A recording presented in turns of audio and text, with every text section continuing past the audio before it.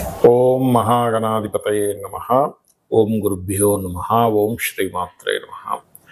అరుణాం కరుణాతరంగితాక్షీం ధృతపాశాంకుశపుష్పబాణచాపాం అనిమాదిభిరావృతాం మయూకైః అహమిత్యేవ విభావయే భవానీం. శ్రీమాత్రే నమః. ప్రేక్షకులకి ఆ లలితాంబిక అమ్మవారి యొక్క అనుగ్రహం పరిపూర్ణంగా కలగాలని స్ఫూర్తిగా కోరుకుంటూ మనం ఈరోజు సూర్య భగవానుడి యొక్క మార్పు మూలంగా కలిగేటువంటి గొప్ప ఫలితాలు ఏమిటి, అదేవిధంగా ఏ విషయాల పట్ల చక్కగా ఉంటుంది, ఏ విషయాల పట్ల జాగ్రత్త వహించాలి, మరియు సూర్య ఉపాసన వల్ల ప్రత్యేకంగా మనకి ఈ ఆగస్టు 17వ తేదీ నుంచి సెప్టెంబర్ 16వ తేదీ వరకు నెల రోజుల పాటు సింహరాశిలో తన ఓన్ హౌస్లో సూర్య భగవానుడు కేతువుతో కలిసి ఉంటాడు. జనరల్గా ప్రతి సంవత్సరం సూర్యుడు ఆ తేదీలో వస్తున్నప్పటికీ కేతువుతో కలిసి వచ్చి ఉన్నప్పుడు మీరు చేసే ఉపాసనలో ఒక తారాస్థాయికి చేరుకునేటువంటి స్థితి ఉంటుంది. కాబట్టి మీరు ఈ నెల రోజుల పాటు ఏం చేయాలనేది కూడా నేను మీకు ఎండింగ్లో చెప్తాను. ఎందుకంటే సూర్యభగవానుడు కీర్తికి, ప్రమోషన్స్కి, సంతానానికి, ఆరోగ్యానికి, వీటన్నిటికీ కారకుడు. కాబట్టి ఈ ఉపాసన వల్ల మీ అందరికీ కూడా బాగుంటుంది.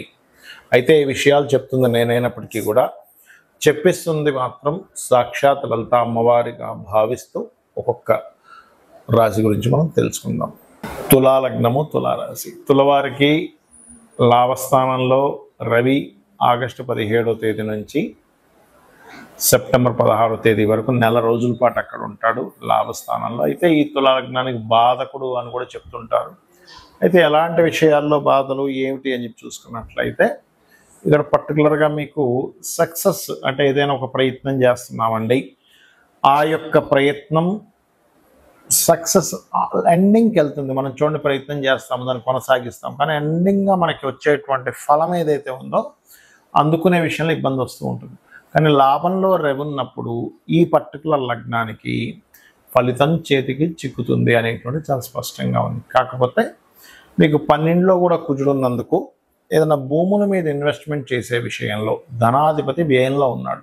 ఇది విదేశాల్లో ఉండి అక్కడ ఏదైనా భూములకు సంబంధించినవి తీసుకునేటువంటి విషయంలో ఇబ్బంది ఏమీ ఉండదు. కానీ ఇక్కడ ఇండియాలో ఉండేటువంటి వారు ఏదైనా సరే భూములకు సంబంధించిన విషయంలో ఇన్వెస్ట్మెంట్ లేనట్లయితే ముఖ్యంగా తాతగారి కంటే కూడా తండ్రి గారి ఆస్తికి సంబంధించిన విషయంలో, ఎందుకంటే 12లో కుజుడు ఉన్నాడు కదా, కాబట్టి ఈ విషయంలో తొందరపాటు నిర్ణయాలు ఇటువంటివి తీసుకోకండి. వాహనాల మీద వెళ్ళేటప్పుడు కూడా కాస్త స్లోగా వెళ్ళడము. మరియు కాకపోతే ఇక్కడ మీ లగ్నం నుంచి 6లో శని రాహువులు ఉండడం అనేటువంటిది శత్రువుపై జయాన్ని, కాంపిటీషన్లో రాణించడము, స్పోర్ట్స్ రంగాల్లో అంటే కొంత ఎంతైనా కుజుడు 12లో ఉన్నది కొంచెం స్ట్రెస్ ఉంటుంది స్పోర్ట్స్ రంగాల్లో. కాకపోతే ఫైనల్గా రవి 11లో ఉన్నందుకు అక్కడ మీకు కీర్తి ప్రఖ్య అంటే కీర్తి ఇవన్నీ కూడా లభిస్తాయి. అయితే ఇక్కడ పర్టికులర్గా మీ పర్సనల్ చార్ట్లో కూడా ఏం నడుస్తుందో చూడాలి. ఇక్కడ సక్సెస్ రేట్ ఉంది కదా అంటే గోచారం సపోర్ట్ చేస్తుంది, అంటే మార్కెట్ ఉంది దానికి. కానీ ఆ మార్కెట్ని మీరు క్యాప్చర్ చేసుకునే క్యాపబిలిటీ మీకు ఉందా లేదా అనేది మీ పర్సనల్ చార్ట్ చెప్తుంది. కాబట్టి గోచారంలో ఉండే రవి బాగున్నాడు, అది ఎటువంటి డౌట్ లేదు. కానీ కుజుడు 12లో ఉన్నందుకు ఇన్వెస్ట్మెంట్స్ చేసేటప్పుడు మాత్రం చూసుకొని చేయండి. ఒక్కసారి స్కందుని తలుచుకునే ఇన్వెస్ట్మెంట్ అయినా చేయండి. ఎక్కువగా మీరు సుబ్రహ్మణ్యేశ్వర స్వామిని, సూర్యుడిని మరియు మన కాళికా అమ్మవారిని తలుచుకున్న అన్ని విధాలు బాగుంటుంది.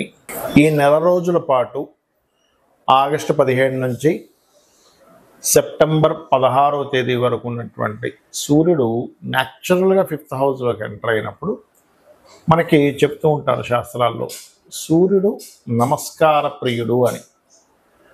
సాక్షాత్ సూర్యుడిలోనే అందరూ ఉన్నారని చెప్తుంది శాస్త్రం. అంటే ఎవరెవరు ఉన్నారు? పితృదేవతలు, అమ్మవారు. అందుకే చూడండి లలిత సహస్రనామాల్లో భానుమండల మధ్యస్థ భైరవీ భగవాన్ని, సూర్యచంద్రులు ఇద్దరూ అట లలిత సహస్రనామాలు చెప్తారు నేత్రస్థానాల్లో ఉంటారట. అంటే మనం అనుకుంటాం మనం ఎవరికి కనబడకుండా మనం చాలా చేసేస్తున్నాం, ఎవరు చూడట్లేదని. సూర్యచంద్రులు సాక్షులట. అలాగే చెవుల స్థానాల్లో ఉంటారట. అంటే తాటంక యుగలీభూత తపన ఉడుప మండల. అదేవిధంగా స్తనములుగా ఈ లోకాలని పాలించాలిగా. సూర్యచంద్రుల వల్లేగా వర్షాలు పడుతున్నాయి, ఔషధం అవుతున్నాయి, పంటలు పండుతున్నాయి అంటే. కాబట్టి ఏంటి, అమ్మవారు తన చూపు చేత సూర్యచంద్రులు యొక్క సూర్యచంద్రుల సంబంధంతో ఉంటుంది, అన్నిటినీ చూస్తూ ఉంటుంది, అన్నిటినీ వింటూ ఉంటుంది, అన్నిటినీ పాలిస్తూ ఉంటుంది అంటుంటారు. కాబట్టి మీరు సూర్యచంద్ర ఆరాధన ఈజ్ ఈక్వల్ టు అమ్మవారి ఆరాధన. అందులో ముఖ్యంగా సూర్యుల్లో ఈశ్వరుడు ఉంటారు, నారాయణుడు ఉంటాడు, అంటే మహర్షులు ఉంటారు. అలాగే ఇక్కడ పితృదేవతలు, అప్సరసలు అందరూ ఉంటారట. అంటే ఒక్క సూర్య భగవాను కనుక ఆరాధిస్తే అనేక మంది దేవతలు, సకల కోటి దేవతలు, అంటే సకల దేవతల యొక్క అనుగ్రహం మీకు కలుగుతుంది. దీంతో పాటు ఎవరైతే పర్టికులర్గా కొన్ని ఆటంకాలు కలుగుతున్నాయండి నాకు ప్రతి దాంట్లోని, ఎందుకంటే సూర్యుడితో కేతు ఉన్నాడు ఇక్కడ. ఈ సంవత్సరానికి అధిపతి కూడా సూర్యుడు అయ్యాడు, రాజ్యాధిపతి ఇలా అంటుంటారు కదా. రాజ్యాధిపతి సూర్యుడైనందుకు మెడికల్ రిలేటెడ్ పరంగా, అదేవిధంగా దేశానికి పేరు వచ్చేటువంటి విషయంలో, దేశ రాజకీయ వీటిల్లో కూడా కొంతమందికి మార్పులు చేర్పులు, ఎందుకంటే రవి అక్కడికి వచ్చి కేతు వచ్చాడు, అందుకని కొంత రాజకీయ పరంగా కొంతమంది మార్పులు. ఎందుకు ఇదంటే ఇది గోచార ఫలితాలు చూపిస్తున్నాయి ఇక్కడ. అదొకటి. కుజుడు ఇంతకాలము మీకు సూర్యుడు ఉండే రాశిలోనే ఉంటూ ఇప్పుడు కుజుడు ధనస్సులోకి, మనకి కన్యారాశిలోకి వచ్చేసాడు. ఆ వచ్చేసి ధనస్సుని మీనాన్ని కూడా వీక్షిస్తున్నాడు ఆయన సప్తమ దృష్టితో, 4వ దృష్టితో. కాబట్టి ఇక్కడ ఏమవుతుంది అంటే క్లియర్గా ఇది భూముల యొక్క విలువలు పెరుగుతాయి, భూముల వల్ల కొంత వివాదాలు కూడా ఏర్పడతాయి, అలాగే కొంత ఈ భూకంపాలు కూడా రావడానికి ఎక్కువ స్కోప్ ఉంటుంది. కుజుడు ఎప్పుడైతే కన్యారాశిలోకి మనకి ఆల్మోస్ట్ జూలై ఎండింగ్ నుంచి స్టార్ట్ అవుతుంటుంది ఇది. కాకపోతే ఆగస్టు 17 నుంచి మనం ఈ చెప్పుకుంటున్నాం కాబట్టి ఆగస్టు 17 నుంచి వచ్చే ఫలితాలు కాబట్టి సూర్యుడికి సంబంధించినవి అవి. అయితే ఈ భూముల రేట్లు పెరగడం, ఈ రవి ఓన్ హౌస్లోకి వచ్చినందుకు దేశకాల మాన పరిస్థితుల్లో ఒక ఆరోగ్యానికి ఒక పెద్దపీట వేయడం, అలాగే ఇందాక నేను చెప్పినట్టుగా ఈ రాజకీయ మార్పులు కానివ్వండి, పేరు ప్రఖ్యాతలు రావడం కానివ్వండి, వీటన్నిటితో పాటు ప్రత్యేకంగా ఈ గురువు కూడా ఎగ్జాల్ట్ అవుతున్నాడు. అంటే రవికి అటు గురువు ఇటు కుజుడు వస్తున్నాడు గోచారంలో. కాబట్టి గురువు ఎప్పుడైనా వెనకాతలు ఉన్నప్పుడు, అది కూడా కర్కాటక రాశిలో ఉండి రవి అక్కడ ఉన్నప్పుడు ఏమవుతుందంటే కొంచెం బంగారం ధరల విషయంలో కూడా కొంచెం పెరిగి, ఆ సూర్యుడు అక్కడ ఉన్నంత కాలము పెరిగి తర్వాత మళ్ళీ ఆగుతుంది ఉట్టి కేతు అక్కడ ఉన్నప్పుడు. సిల్వర్ కూడా పెరుగుతుంది అక్టోబర్, నవంబర్, డిసెంబర్ మాసాల్లో. మళ్ళీ నెక్స్ట్ ఇయర్ మే నుంచి ఇంకా బాగా పెరుగుతుంది సిల్వర్ రేట్ కూడా. సో ఇక్కడ ఏంటంటే ఇవి పెరగడము, అదేవిధంగా కుజుడు ప్రత్యేకంగా ఈ సంవత్సరానికి అధిపతి, సైన్యాధిపతి కుజుడైన మన బుధుడైనందుకు ఇక్కడ ఏమవుతుందంటే కుజుడు కన్యారాశిలోకి ఎంటర్ అయినందుకు దాదాపుగా ఒక 20 దేశాల నుంచి మన దేశానికి ఆయుధాలని సరఫరా చేయమని, ఇప్పుడు కాదు ఆల్మోస్ట్ మీకు మిథునంలోకి ఎంటర్ అయినప్పుడే ఇచ్చేస్తాడు. అది అంటే ఒక 3 నెలలకి 4 నెలల క్రితమే ఇచ్చేస్తాడు. ఇప్పుడు ఇంకొంచెం అది ఇంకా స్ట్రాంగ్గా రావడం, తద్వారా దేశము యొక్క ఆర్థిక వ్యవస్థ ఇంకాస్త బలపడడం అనేటువంటిది జరగనుంది.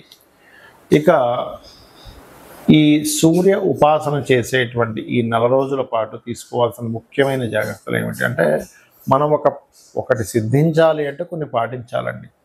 ఎందుకు మనం జిమ్కి వెళ్తాము, జిమ్కి వెళ్ళినప్పుడు జిమ్ ట్రైనర్ ఏం చెప్తాడు, బాబు నువ్వు ఈ ఫుడ్స్ తిను, ఈ ఫుడ్స్ తినకు అని చెప్తాడు. ఒక ఆయుర్వేదం వాడుతున్నాము, నువ్వు పలానా ఐటమ్స్ పక్కకు పెట్టి, లేకపోతే షుగర్ రివర్సల్ ప్రోగ్రామ్ చేస్తున్నాము, ఇవి తినకండి, ఇవి తినండి అని చెప్తున్నాం. అంటే అవేవో చెడ్డవనో తినకూడనో కాదు, మీరు చేసే డైట్కి అది కరెక్ట్ కాదని. అలాగే సూర్య ఉపాసన చేసేవారు ప్రత్యేకంగా వీలైనంత మట్టుకు నాన్ వెజిటేరియన్ని, మధుము మాంసము అంటారు, శ్రీ తైల మధుమాంసాన్ని త్వజతే. ఆదివారాలు స్త్రీని కలవకూడదు, మధుము మాంసం తీసుకోకూడదు, తలకి నూనె రాసుకోకూడదు అనేటువంటి నియమాన్ని ఖచ్చితంగా పాటించాలి. సూర్య అనుగ్రహం ఉంటుంది. సూర్య అనుగ్రహం కనుక మీకు పరిపూర్ణంగా వచ్చింది అంటే ఒక్కసారి మీరు సూర్యుడి ముందు ఇలా నమస్కరించుకొని మీ క్వశ్చన్ అడిగితే మీకు చెవుల్లో అతని యొక్క ఆన్సర్ వినిపిస్తుంది స్పష్టంగా.